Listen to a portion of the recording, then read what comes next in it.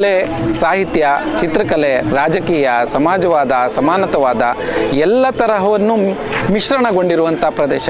ಇಲ್ಲಿ ಕುವೆಂಪು ಇದ್ದಾರೆ, ಶಾಂತವೇರಿ ಗೋಪಾಲಗೌಡರ ಆಶಯಗಳಿವೆ, ಯುವಾನಂದ ಮೂರ್ತಿಯವರ ಚಿಂತನೆಗಳಿದ್ದಾವೆ, ರಾಜಕೀಯದಲ್ಲಿ ಮೇರು ಸ್ತರದಲ್ಲಿ ನಡೆದಂಥ ಹಲವಾರು ನಾಯಕರ ದಾರಿದೀಪಗಳಿದೆ. ಇಂತಹ ಮಲೆನಾಡಿನಲ್ಲಿ, ಅದರಲ್ಲೂ ತೀರ್ಥಹಳ್ಳಿಯ ನೆಲದಲ್ಲಿ ನಮ್ಮೂರ ಎಕ್ಸ್ಪ್ರೆಸ್ ಮತ್ತು ರಾಗು ತಂಡ ಒಂದು ಅತ್ಯದ್ಭುತವಾದ ಕಾರ್ಯಕ್ರಮವನ್ನು 3 ದಿನಗಳ ಆಯೋಜಿಸಿದ್ದಾರೆ. ಎಷ್ಟು ಸುಂದರವಾಗಿ ಈ ಕಾರ್ಯಕ್ರಮ ಮೂಡಿ ಬಂದಿದೆ ಅಂದರೆ, ಇಲ್ಲಿ ಉದ್ಯೋಗ ಮೇಳದಲ್ಲಿ 100 ಯುವಕರಿಗೆ ಉದ್ಯೋಗ ಸಿಕ್ಕಿದೆ. ಕೃಷಿ ಮೇಳದಲ್ಲಿ 100 ಬಗೆಯ ಕೃಷಿಯ ಬಗ್ಗೆ ಸಂಪೂರ್ಣ ಮಾಹಿತಿ ಸಿಕ್ಕಿದೆ. ಆಹಾರ ಮೇಳದಲ್ಲಿ 100 ತರಹದ ಹೊಸ ಖಾದ್ಯಗಳ ಸವಿ ಸಿಕ್ಕಿದೆ. ಅದರಲ್ಲೂ ಮನರಂಜನೆಯ ಕಾರ್ಯಕ್ರಮಗಳಂತೂ ಜನರ ಮನಸೂರೆಗೊಂಡಿವೆ.